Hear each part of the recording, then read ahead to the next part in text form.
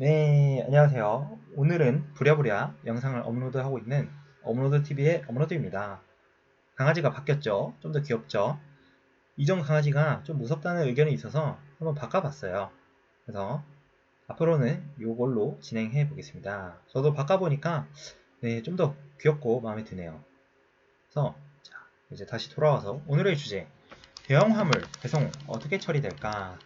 이제 주변에 처음 하시는 분들이 처음 무거운 물건을 팔면은 대형 처음 무거운 물건을 팔면은 요거에 대해서 겁을 많이 먹으시더라고요. 그래서 요거에 대해서 깔끔하게 한번 정리해 보겠습니다. 그리고 요 영상을 보면은 일주일 버는 겁니다. 왜냐면은 제가 대형 화물 때문에 우왕좌왕 뭐 배송 지연 뭐 고생했던 그런 기간들을 다 모으면은 한 일주일 정도 되는 것 같아요.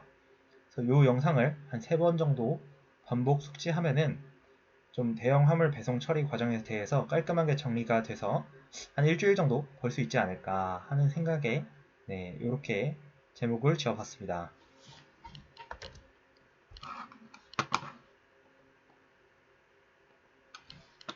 네, 우선 밑밥을 좀 깔겠습니다. 요게 배대지마다 차이가 좀 있어가지고 제가 말씀드리는 게 정확하지 않을 수 있어요. 정확하지 않은 게 아니라 이제 다를 수 있죠. 배대지마다. 그래서 그 점은 좀 감안해 주시면 되겠습니다.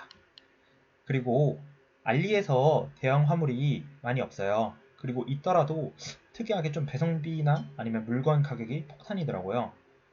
얘네들은 좀 특이한 유통 채널을 가졌는지 왜 이런지 잘 모르겠어요. 아마도 제 예측으로는 알리는 이제 해외에 도착을 해도, 즉 국내에 도착을 해도 파손 또는 뭐 무상 교환 반품 같은 그런 의무가 있기 때문에 그런 걸 감안해서 일부러 배송비를 넉넉하게 잡아놓은 것 같아요. 그래서 네, 대형은 보통 타오바오에서 소싱하고 구매가 이루어지기 때문에 네, 오늘은 타오바오 기준으로 한번 설명해 보겠습니다. 자, 우선 중국 내에서 배송이 시작되죠. 중국 현지 공장이나 물류센터에서 이제 배송 대행지로 배송이 되는데 이때 가끔 어떤 깨질 수 있는 물건 뭐 유리로 된 가구나 아니면 나무로 된 큰 가구 같은 경우는 현지 포장비를 요청하는 경우가 있어요. 그러니까 이미 돈 다 내고 구매했는데 알리왕왕으로 이걸 또 달라는 경우가 있어요. 그리고 또 현지 내 운송료를 또 달라는 경우가 있어요. 이것도 마찬가지로 알리왕왕으로 또 배송을 하고 싶으면은 돈을 내라 이런 요청이 오는 경우가 종종 있어요. 큰 거 팔다 보면은. 그래서 내가 결제를 했는데 배송이 계속 안 되고 있다. 그러면은 알리왕왕을 한번 들어가 봐서 이런 것들을 요구했는지에 대해서 파악을 해봐야 됩니다. 네, 가격은 그때그때 달라서 제가 예측을 못 해드리겠네요. 네, 다음으로 이제 배대지에 도착을 했는데 저는 딱 한 번 있었는데 착불비가 또 발생하는 경우가 있어요. 그래서 이럴 때는 이제 배대지에 잘 얘기를 해서 돈 좀 내달라. 이치금에서 차감해라. 아니면은 뭐 따로 돈을 주겠다. 라는 식으로 처리를 하면 되겠습니다.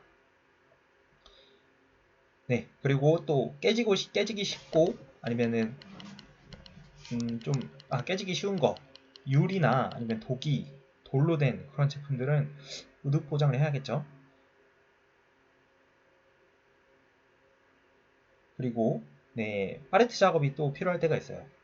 요거는 저도 처음에 배대지 직원이 요거 팔레트 작업하는 거 어떻겠냐라고 이제 제안을 했던 적이 있는데 그게 뭐냐라고 물어보니까 요거로 보내는 게 좀 더 싸다. 왜냐면은 이제 큰 물건이 수량이 많으면은 지게차로 한 번에 팔레트에 올려서 뜨는 게 좋기 때문에 요거를 추천하더라고요. 그래서 요게 좀 더 싼 경우가 또 있습니다. 저도 파라솔을 엄청나게 큰 파라솔을 한 6개 정도 팔았던 적이 있는데 그때 이 팔레트 작업을 해서 보냈던 적이 있습니다. 이외에 몇 번 더 있었어요. 그래서 이것도 큰 물건 많이 구매가 일어나면은 한번 고려를 해보시면 되겠습니다. 근데 요거 우드 포장이나 팔레트는 배대지 직원한테 한번 물어보고 요거 하는 게 좋을까요? 라고 물어보고 뭐 하는 게 좋다 라고 하면은 네, 시키는 대로 하시는 게 좋을 겁니다. 그리고 우드 포장 여부는 좀 많이 깨다 보면은 알게 돼요. 저도 한 우드 포장 안에서 깨먹은 게 한 300만원치는 될 것 같아요. 자, 다음으로 이제 배 타고 국내에 들어온 다음에 통관이 끝났습니다. 아, 큰 물건은 절대 비행기로 보내지 마세요. 폭탄입니다, 배송비. 그래서 네, 배로 들어오고 이때 통관이 끝나고 보통은 이제 국내 택배사로 넘어가는데 작은 거는 CJ나 뭐 다른 택배사로 넘어가겠죠.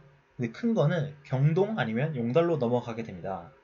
경동 택배는 이제 20kg 이상 아니면은 가로 세로 높이 120cm 이상 아니면은 한 면이 100cm 이상인 제품 이런 것들이 이제 경동으로 가게 돼요. 그러니까 한마디로 그냥 큰 거. 그리고 용달은 세변의 합이 300cm 이상 또는 이제 2인 이상 들어야 하는 화물. 여기서 또는 다 또는이잖아요. 다 또는이거든요. 그러니까 요 중에 하나라도 해당되면은 이제 경동으로 가거나 아니면은 용달로 간다는 그런 말입니다. 근데 요게 말이 너무 어려워요. 그리고 이게 포장이 될 때 가로 세로 높이가 어느 정도인지 무게는 어느 정도인지 요거를 좀 가늠하기가 어려워요. 그래서 요거를 쉽게 한번 설명해 보겠습니다. 네.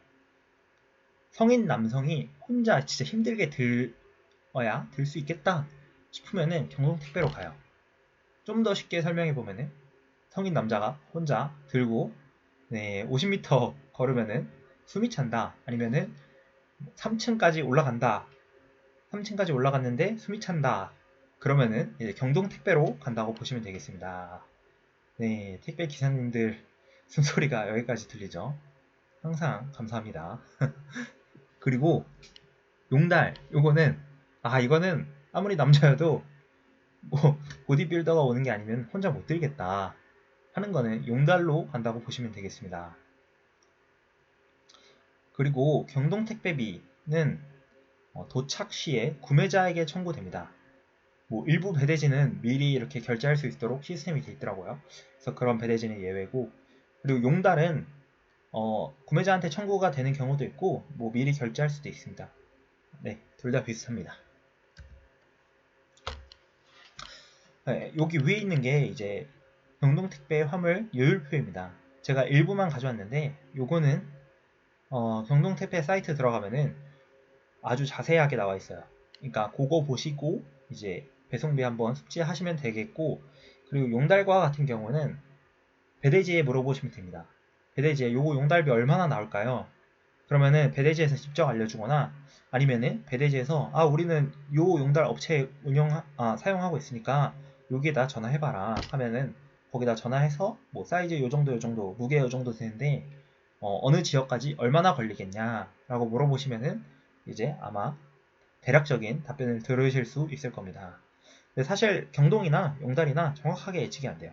왜냐면은 똑같은 지역에 똑같은 물건을 보내도 측정하는 사람마다 아니면 시간마다 그 사람의 뭐 기분에 따라 네 그게 좀 바뀌더라고요. 네 뭐 전날 마누라랑 싸웠으면은 더 많이 나올 수도 있겠죠.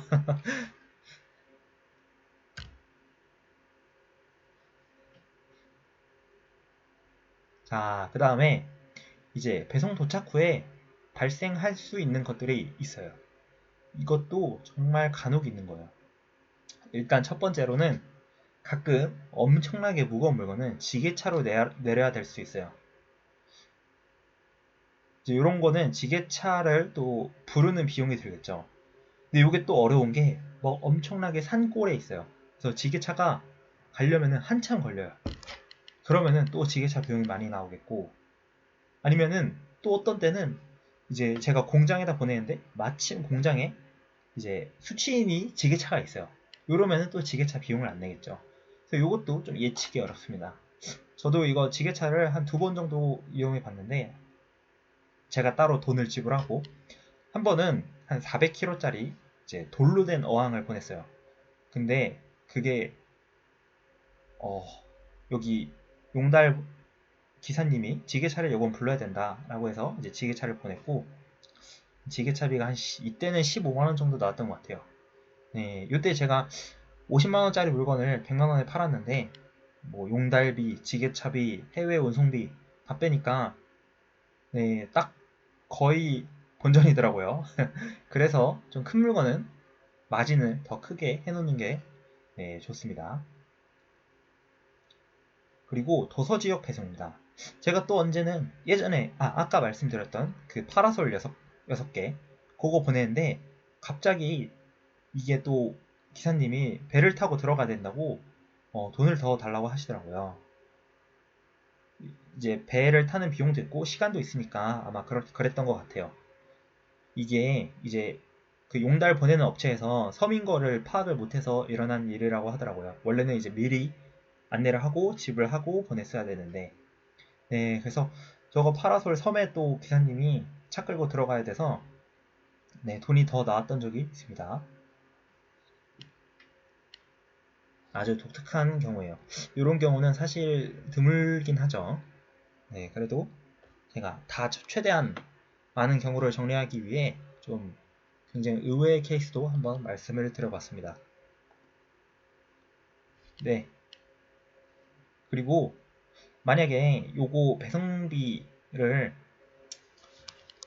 국내 착불비를 이제 상세 페이지에 안내하는 경우가 안내를 꼭 해야 되는데, 만약에 그거를 안내를 안 했다, 아니면은 모든 배송비가 포함된 금액이라고 안내를 했다 상세 페이지에, 그러면은 이제 저희가 돈을 내니까 그거를 또 지출로 잡아서 소명 자료에 넣어야겠죠. 그래야지 저희가 나중에 세금을 덜 내니까. 네, 세금 덜 내야죠. 그래서 요거는 도착했을 때 뭐 저희가 직접 계좌를 받아서 고객을 통해서 받거나 아니면 기사님한테 바로 계좌를 받아서 납부하시면 되겠습니다. 그리고 고객이 만약에 납부했다, 아니면 기사님한테 내가 대신 납부를 했다, 두 경우 모두 소명 자료를 작성할 때 영수증이 필요합니다. 그래서 그 영수증을 꼭 사진을 찍어 달라고 해서 받으시면 되겠습니다. 근데 솔직히 요거 너무 귀찮습니다. 네, 그냥 뭐 관세도 뭐 비슷한 경우지만, 관세랑 착불비는 구매자 납부로, 구매자 부담으로 하시는 게 편합니다. 그래서 저는 처음에는 이제 잘 모르니까 그냥 관세 착불비도 다 내준다 라고 설명해놨는데, 요즘은 그냥 관세 착불비 모두 구매자 납부로 이제 세팅을 해놨습니다. 그래야지 저희가 시간을 좀 더 아끼고 그 시간을 통해서 또 다른 돈이 되는 일을 할 테니까요. 그리고 만약에 고객이 이런 경우가 있어요. 아니 이거 난 못 봤다, 난 이거 내기 싫다, 이거 낼 거면은 나는 그냥 반품할 거다 라고 하는 게 참 걱정이 되죠. 이럴 때는 이게 고객님이 모르셨으니까 제가 원래는 안 되는데 이러면 진짜 돈이 안 남는데, 이제 MSG를 좀 쳐야죠 또. 그래서 뭐 그러면은 이번만은 제가 반 내겠다, 아니 저는 여기 안내도 했는데 고객님이 모르셨다니까 한 절반씩 내자, 이렇게 타협을 하면 되겠습니다. 만약에 그래도 막 싫다 그러면은 그냥 저희가 다 내고 어떻게든 파는 게 좋습니다. 네, 오늘은 이렇게 대형 화물이 배송되는 과정, 그리고 어떤 과정, 어떻게 언제 돈이 나가고 어떤 일이 발생하는지에 대해서 한번 제 경험을 토대로 정리해 봤습니다. 그래서 이 영상이 도움이 됐다, 그래서 나는 앞으로 일주일 본 것 같다 라고 생각이 되시면은 네, 구독과 좋아요 부탁드리겠습니다. 감사합니다.